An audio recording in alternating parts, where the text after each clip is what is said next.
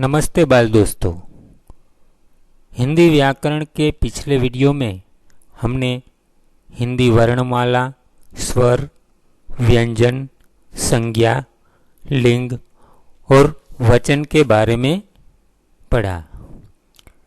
दूसरे भाग में आज हम हिंदी व्याकरण में सर्वनाम, विशेषण और काल, इन सब के बारे में विस्तृत चर्चा करेंगे।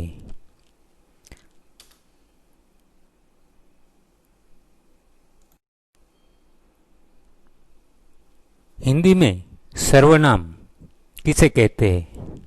सर्वनाम की व्याख्या है जो शब्द संज्ञा के स्थान पर प्रयुक्त होते हैं उन्हें सर्वनाम कहते हैं। संज्ञा यानी कि किसी वस्तु, व्यक्ति आदि का नाम, उनके स्थान पर जो शब्द प्रयुक्त होता है उन्हें सर्वनाम कहते हैं।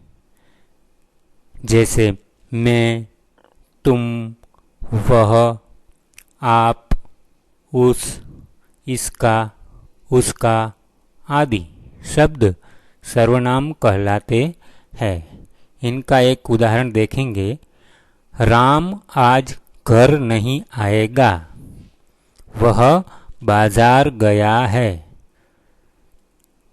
तो ये दो वाक्य है। पहले वाक्य में है राम और दूसरे वाक्य में राम की जगह वह शब्द प्रयुक्त हुआ है।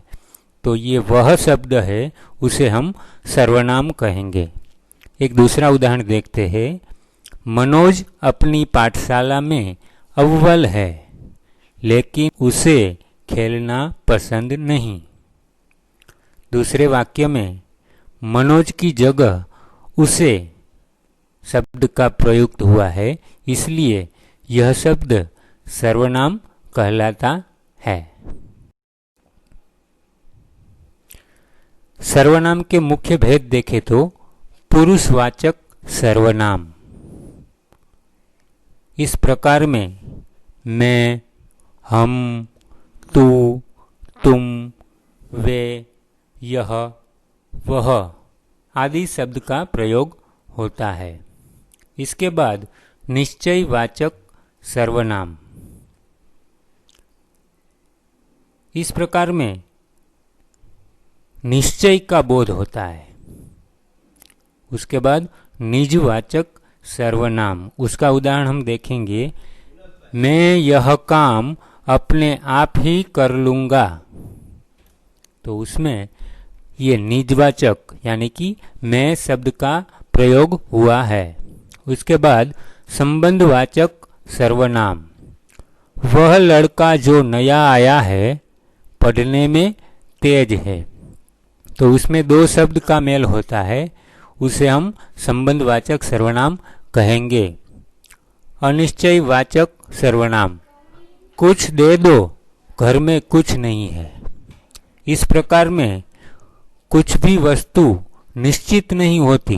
कुछ दे दो यानी कि थोड़ी बहुत कुछ भी हो सकती है। उसके बाद प्रश्नवाचक सर्वनाम। तुम कैसे आए, यह कौन है? उसमें प्रश्नार्थ चिन्ह लगता है, उसे हम प्रश्नवाचक सर्वनाम कहेंगे।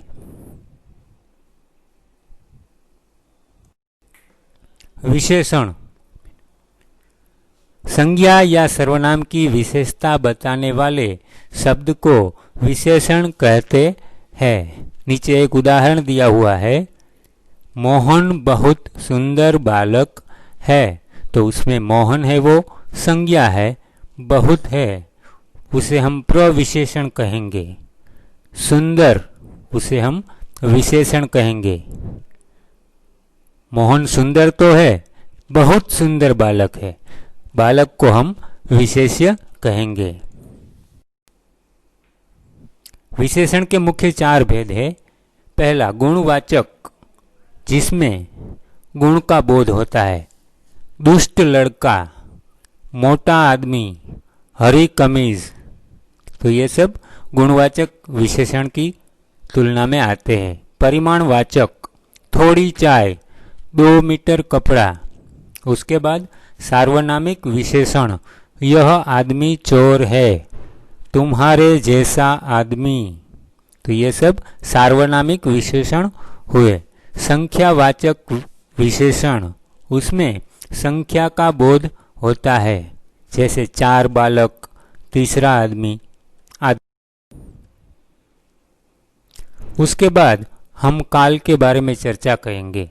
काल क्रिया उस रूपांतर को कहते हैं जिससे क्रिया के पूर्ण या अपूर्ण अवस्था का बोध होता है। काल 3 प्रकार के हैं, वर्तमान काल, भूतकाल और भविष्य काल। उसमें सबसे पहले वर्तमान काल, जो क्रिया वर्तमान समय में संपन्न होने का बोध कराती हो उसे वर्तमान काल कहते हैं। जैसे मैं बाजार जाता हूँ।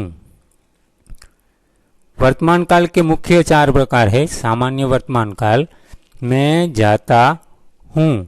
पूर्ण वर्तमान काल, इसने खाया है, इसमें खाने की क्रिया अभी अभी समाप्त हुई हो। तात्कालिक वर्तमान काल, मैं जा रहा हूँ। संदिग्ध वर्तमान काल, राजेश पढ़ता होगा, उसमें चौकस नहीं संदिग्ध अवस्था का बोध होता है, पढ़ता होगा। भूतकाल, जिसमें क्रिया की समाप्ति का बोध होता हो उसे हम भूतकाल कहेंगे। सामान्य भूतकाल, राम घर गया था। आसन्न भूतकाल, उसने लड़ाई की। पूर्ण भूतकाल, रेलगाड़ी आई थी। पूर्ण भूतकाल में रेलगाड़ी आई थी लेकिन अब चली गई है, इसीलिए हम उसे पूर्ण भूतकाल कहेंगे। अपूर्ण भूतकाल, लड़के आ रहे थे। संदिग्ध भूतकाल, आपने देखा होगा, शायद की क्रिया इसमें आती है, आपने देखा होगा। हेतु हेतु मद भूतकाल, वह पढ़ता तो उत्तीर्ण हो जाता। और अंत में भविष्य काल, क्रिया के जिस रूप से आने वाले समय का बोध होता हो उसे भविष्य काल कहते हैं। जैसे राम खेलेगा, इसके पहचान चिन्ह है कि इस शब्द में गा, गे, गी आदि वर्ण आते हैं। सामान्य भविष्य काल, तुम पढ़ोगे। संभाव भविष्य काल, शायद वह मान जाए। सातत्य बोधक भविष्य काल, जिसमें क्रिया रोज होती है, जैसे मैं रोज पुस्तकालय जाऊंगा। अच्छा बात दोस्तों, आज के लिए इतना ही। आगे वीडियो में आपको जानकारी देते रहेंगे। धन्यवाद।